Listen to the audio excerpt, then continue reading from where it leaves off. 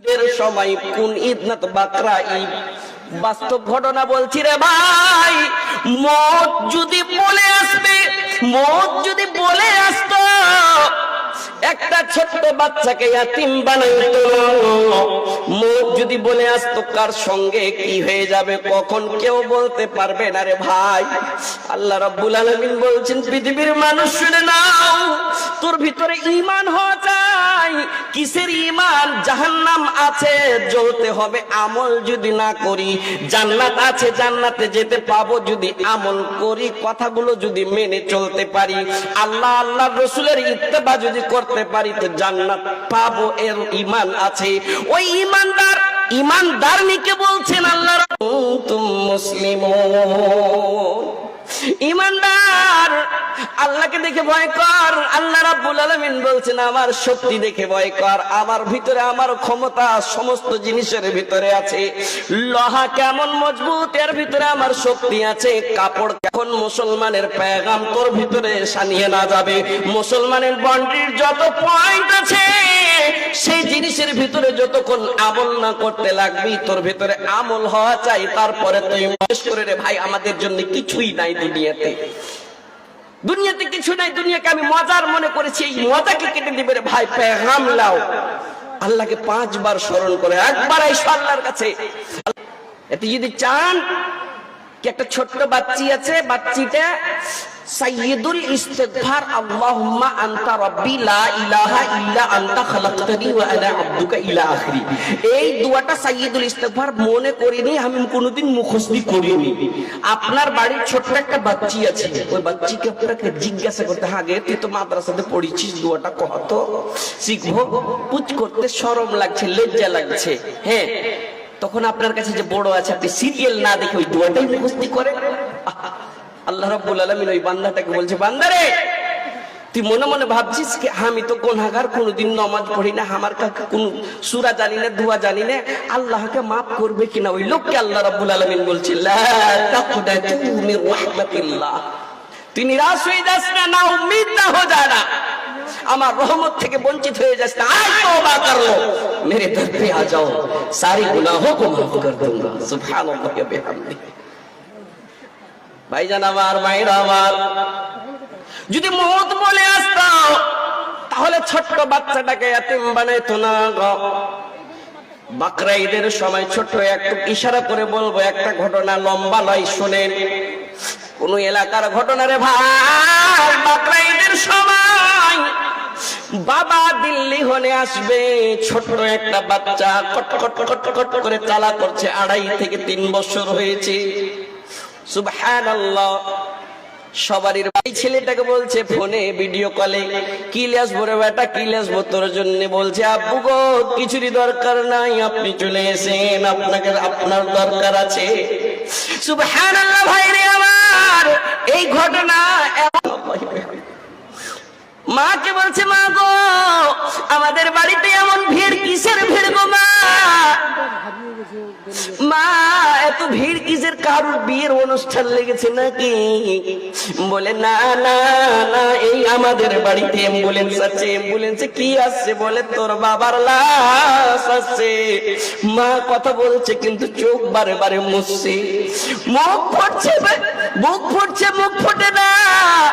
সেই মা বাচ্চাটার দিকে দেখে, একবার লাশের দিকে দেখে, ভাই রে ওই বিয়ের বাড়ির মতন ভিড় লেগেছে, নানির কুটুম, মামার কুটুম, দাদুর কুটুম, ফুফুরকে মেহমান সব এসেছে। বলে এত ভিড় কেন? সুবহানাল্লাহ। আশ্চর্য তখন লেগেছে যখন সেই বাচ্চাটা বলেছে, মা যে মসজিদে আমি মুলবি সাহেবের কাছে কায়দা পড়তে যাই, দোয়া শিখতে যাই, মুলবি যেই জায়গাতে আমাকে পড়াই সেটার মসজিদ, মসজিদের কোণাতে ওই খাটলিটা দেখেছিলাম, আমাদের বাড়িতে খাটলিটা কেন আসলো গো মা?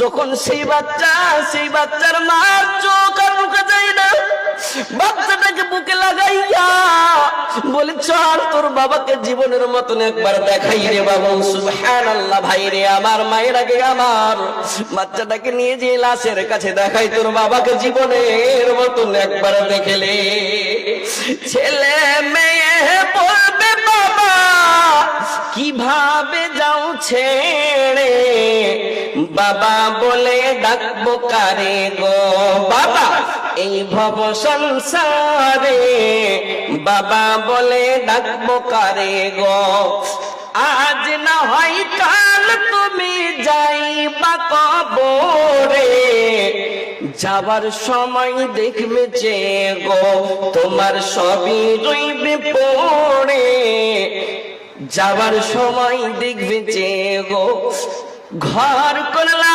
বাড়ি করলা চলো গাড়ি করে হঠাৎ আজরাইল সামনে খাড়া গো নিবে কলিজাটা চিরে কোনো কথা শুনিবে না গো আজ না হয় কাল তুমি যাইবা কবরে গো কোথায় অন্ধকার কবরে সবার যাইতে হবে গো রোজা রাখো নামাজ পড়ো বলি তোমাদের ফুলের বিছানা পাবে গো কোথায় অন্ধকার কবরে ফুলের বিছানা পাবে গো ভাইরে আমার মায়ের আগে আমার নতুন নতুন লেবাস থেকে যাবে তোমার দামি দামি গহনা খুলে নেবে কাছে খুব টাকা পয়সা হবে টিভি হবে সোফাতে বসে পায়ের উপরে পা দিয়ে আমি আরাম করে টিভি দেখবো চাকর বাকর হবে সময় সময় চা নিয়ে আসবে খাবার নিয়ে আসবে এই মনে করেছো কোনোদিন মনে করিও না রাসূল হঠাৎ একদিন একটা সাহাবার সঙ্গে দেখা সাহাবাটার নাম আব্দুল্লাহ কার ছেলে না তো হযরত ওমরের ছেলে মায়ের আগে আমার শুনো রাসূলের সঙ্গে সাক্ষাৎ আমার সঙ্গে যদি মওলানার অনেক দিন পর সাক্ষাৎ হয় মওলানা আমার গলা ধরবে ঠিক তেমনি হযরত আব্দুল্লাহর সঙ্গে রাসূলের কয়েকদিন পর সাক্ষাৎ হয়েছে মুলাকাত হয়েছে সাক্ষাৎ হওয়ার পরে তার গর্দনে হাত দিয়ে বললেন হাদিস শরীফ শুনেন ভালো করে তিনি বলছেন রাবি হাদিস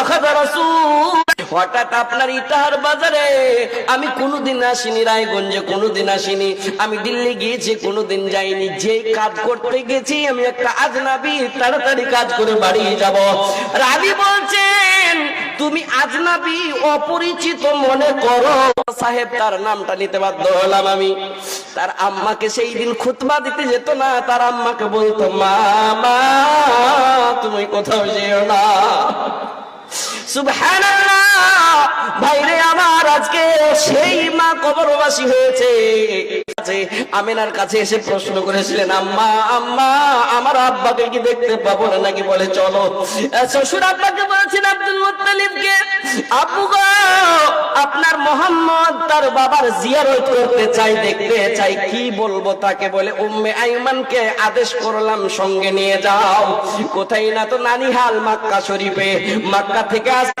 সহি তারিখে পাওয়া যায় ইসলামিক ইতিহাসে পাওয়া যায় যখন হযরত মুহাম্মদ সাল্লাল্লাহু আলাইহি ওয়াসাল্লামকে বললেন তোমার বাবার জিয়ারত করে নাও কবর জিয়ারত সুবহানাল্লাহ মা নানিহালে ছিলেন অসুস্থ আস্তে আস্তে হয়ে গিয়েছিলেন হযরত আমেনা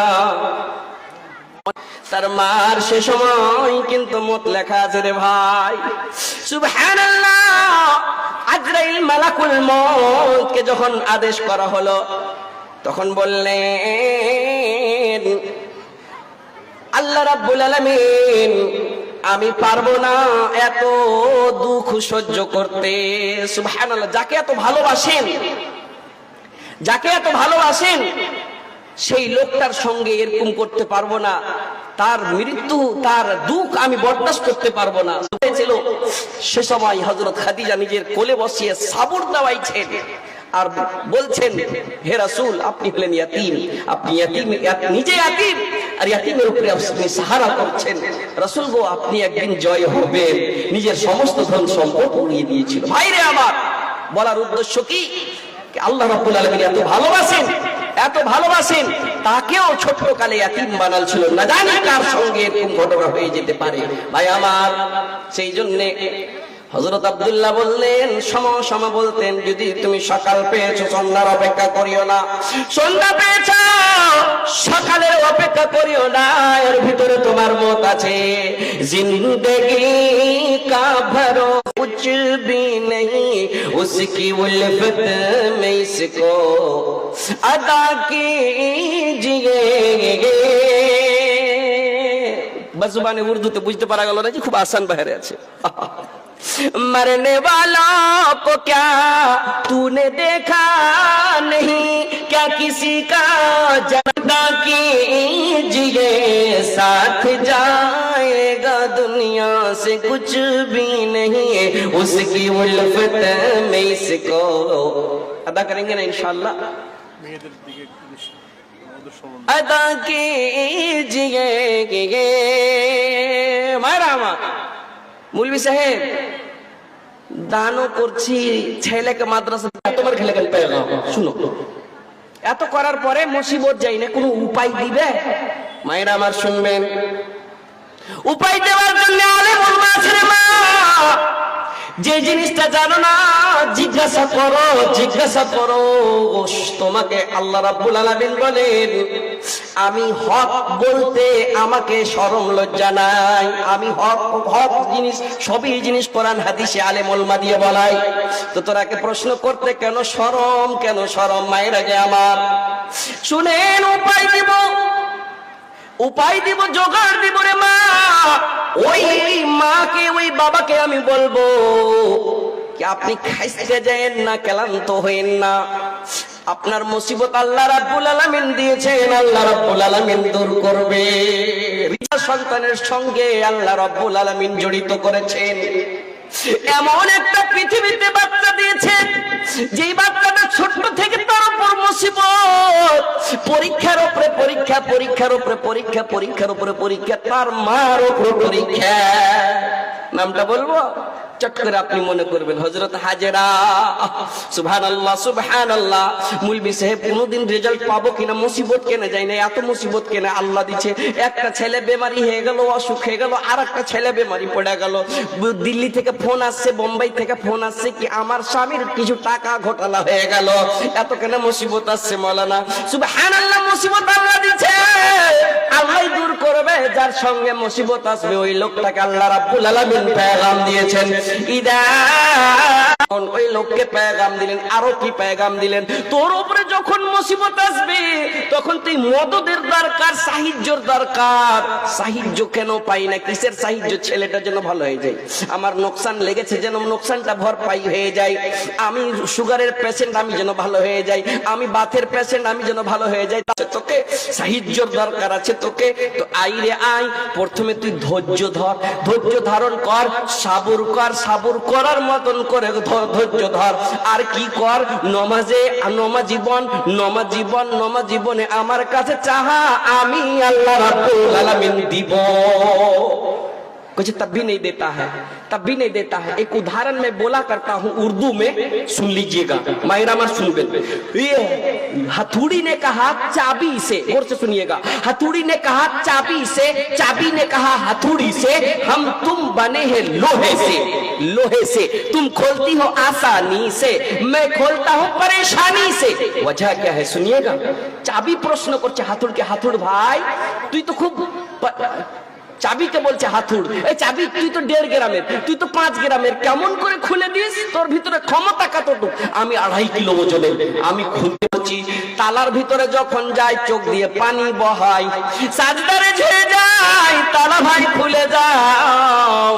হাতুড় রে তোর ভিতরে ঘামান্ডি, তোর ভিতরে তাকাবুরি, তুই তো তালার ওপরটা ছুঁয়ে পালিয়ে যাস, তুই তালাকে ত্যাগচা করে দিস তবুও খুলে না। যদি খুলে তো কোন রকম টেढ़ा হয়ে যায়। আমি যখন ভিতরে যাই চোখ দিয়ে পানি বহাই, অন্তর মন্তরে যাই, চট করে খুলে যায়। ঠিক তেমনি মায়েরা আমার পেগাম নিবেন, ভালো করে আখরি পেগাম নিয়ে যাবেন। হযরত ইব্রাহিমের আহলিয়া হযরত হাজেরা আলাইহা সালামের ঘটনা লম্বা করব না রে মা। তার ভিতরে ধৈর্য ছিল, তার ভিতরে সাবুর ছিল। কেমন সাবুর? ছোট্ট বাচ্চাকে, কচি বাচ্চা, দুধ খাওয়া বাচ্চাকে এমন জায়গায় ছেড়ে দিলেন, এমন জায়গায়, যেই জায়গায় চাষবাস করার কোনো জিনিস নাই, গাছ নাই, পালা নাই। সামান্য খজুর দিয়ে চলে আসলেন, সামান্য পানি দিয়ে চলে আসলেন। পিছন থেকে স্বামীজানকে বলছেন, স্বামীজান কোথায় চলে যাচ্ছেন আল্লাহর রাসূল গো, কোথায় চলে যাচ্ছেন? আমরা কে এই জায়গায় ছেড়ে কেন চলে যাচ্ছেন? তৃতীয়বার বলছেন, স্বামীজান আপনার রব আপনাকে কি আদেশ করেছেন নাকি? বলে হ্যাঁ এটাই মনে করো। আহা, যদি কেমন করে লালন পালন করে মানুষ করেছে, যত্ন করে মানুষ করেছে।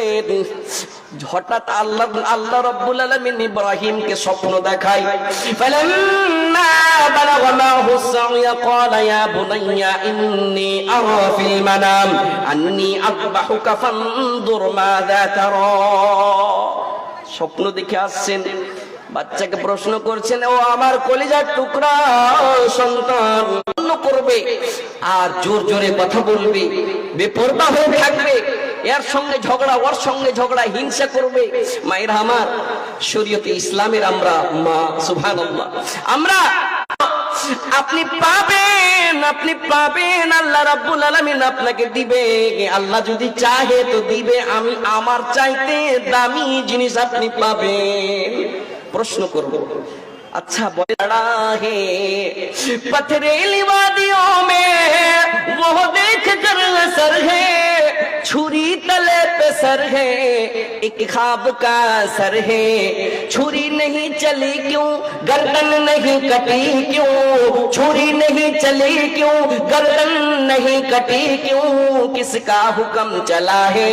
अल्लाह बहुत बड़ा है, अल्लाह बहुत बड़ा है, अल्लाह बहुत बड़ा है, अल्लाह बहुत बड़ा है, अल्लाह बहुत बड़ा है। আল্লাহর কাছে চাইতে